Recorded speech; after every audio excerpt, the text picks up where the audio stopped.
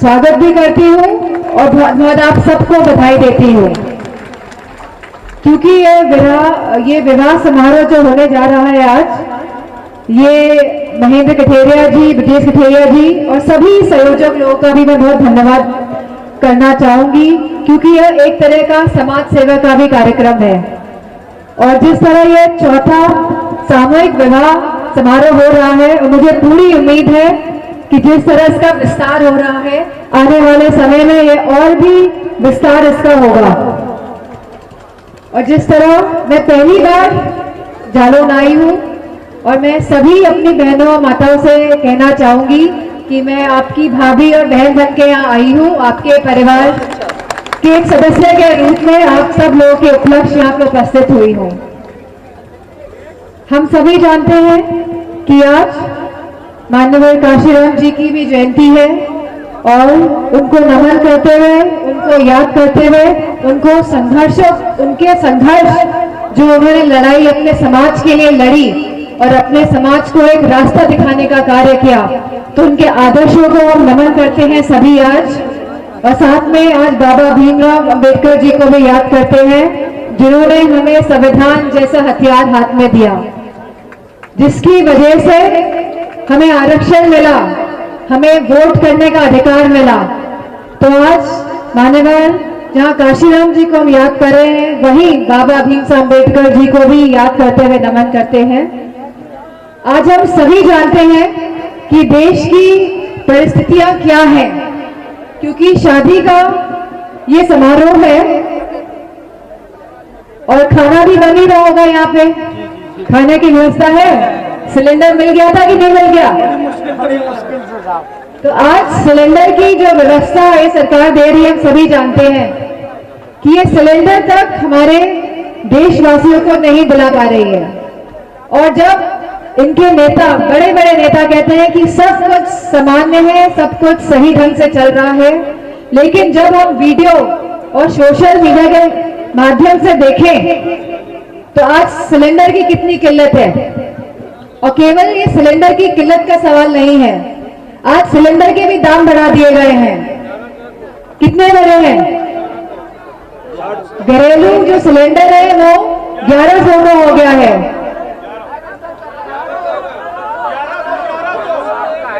और जो commercial cylinder है वो और महंगा हो गया है, 3000 का हो गया। और उसकी जो काला बाजारी हो रही है, क्योंकि सिलेंडर नहीं मिल रहा है, लोग परेशान हैं, दर दर भटक रहे हैं, तो आज सिलेंडर की भी काला बाजारी हो रही है। जहां खाद की काला बाजारी होती थी पूरे उत्तर प्रदेश में, हमारे किसान भाइयों को खाद तक नहीं मिल पाती थी, आज सिलेंडर के भी धक्के खाने पड़ रहे हैं हमारे उत्तर प्रदेश के सभी जनों को।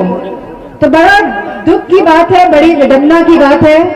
ये सरकार, ऐसी सरकार, आज तहसीलों की क्या हालत है, कितना करप्शन बढ़ रहा है, कितना भ्रष्टाचार बढ़ रहा है हमारी तहसील में, हमारे पुलिस स्टेशनों में बढ़ रहा है कि नहीं बढ़ रहा है।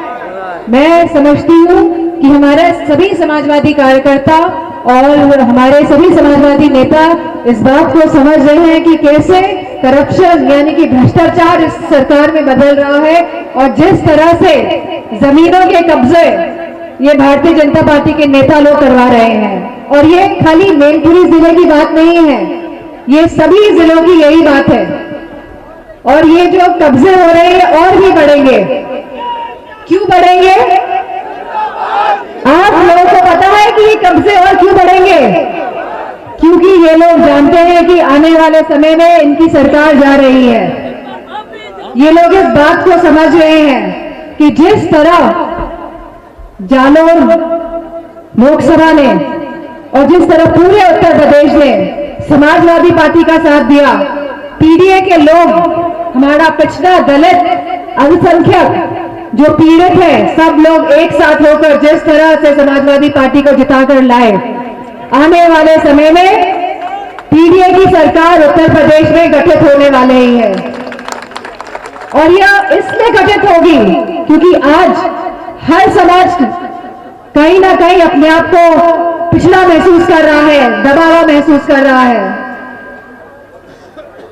और जिस तरह इस सरकार ने नकली वादे करे और जिस तरह भ्रष्टाचार फैलाया और दमन का जो ये दौर सभी जिलों में देखने को मिल रहा है, तो आज पीडीए मजबूत होकर भारतीय जनता पार्टी की सरकार को हटाने जा रहा है। और इस पीडीए में सभी समाज हैं, हमारे युवा हैं। आज युवाओं की नौकरी की क्या स्थिति है हम सभी जानते हैं। नौकरियां लग रही है कोई भी सरकारी, जब सरकारी नौकरी ही नहीं लगेगी तो बाबा साहब अम्बेडकर जी ने जो हमें आरक्षण का जो अधिकार दिया था, बताइए कहां से सुनिश्चित हो पाएगा? हो पाएगा जब नौकरियां नहीं होंगी, जब आपके पास कोई आमदनी नहीं होगी, तो आप अपने बच्चों को कैसे पढ़ा पाएंगे? आप अपने बच्चों को शिक्षा कैसे दे पाएंगे? और जब आप अपने बच्चों को शिक्षा ही नहीं दे पाएंगे तो वो अपना भविष्य कैसे मजबूत कर पाएंगे? शिक्षा ही एक ऐसा हथियार है जिसके माध्यम से समाज आगे बढ़ सकता है। लेकिन अगर हमारे बच्चों के पास शिक्षा ही नहीं होगी तो हमारे बच्चों का क्या भविष्य होगा? ये सोचने और विचार करने वाली बात है। और ये सरकार तो ऐसी सरकार है कि सबसे ज्यादा प्राथमिक विद्यालय अगर गांव-गांव में बंद हुए हैं तो इसी सरकार की वजह से बंद हुए हैं, इसी सरकार की देन है। तो मैं आप सबसे यही कहना चाहूंगी कि जिस तरह उत्तर प्रदेश में 2024 के चुनाव हुए और कहीं ना कहीं इन चुनावों में भारतीय जनता पार्टी को भी सोच में डाल दिया, विचार में डाल दिया है कि आने वाला चुनाव वो और भी बेहतर लड़ेंगे, और भी समाज में बंटवारा करेंगे, धर्म में बंटवारा करेंगे, लोगों के बीच एक दूसरे को लड़ाने का काम करेंगे। क्योंकि ये लोग आपको आरक्षण नहीं देना चाहते हैं, इसीलिए ये लोग धर्म को बीच में लेकर आते हैं बार बार। क्योंकि धर्म के नाम पर लोगों को बिगलाना बहुत आसान होता है, भटकाना बहुत आसान होता है, लेकिन ये लोग कभी आपके अधिकारों की बात नहीं करेंगे। और मुझे खुशी इस बात की है कि उत्तर प्रदेश की सभी लोगों को और जालौर के खासतौर के सभी लोगों को, औरैया के सभी जनों को ये बात अच्छी तरह से समझ में आ गई है।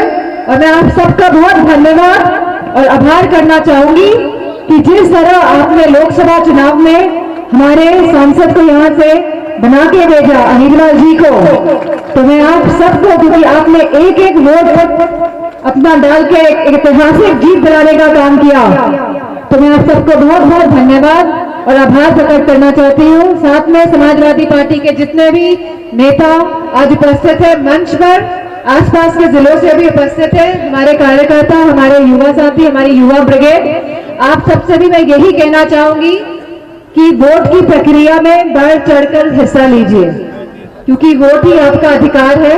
वोट के माध्यम से ही आप इस सरकार को हटा सकते हैं।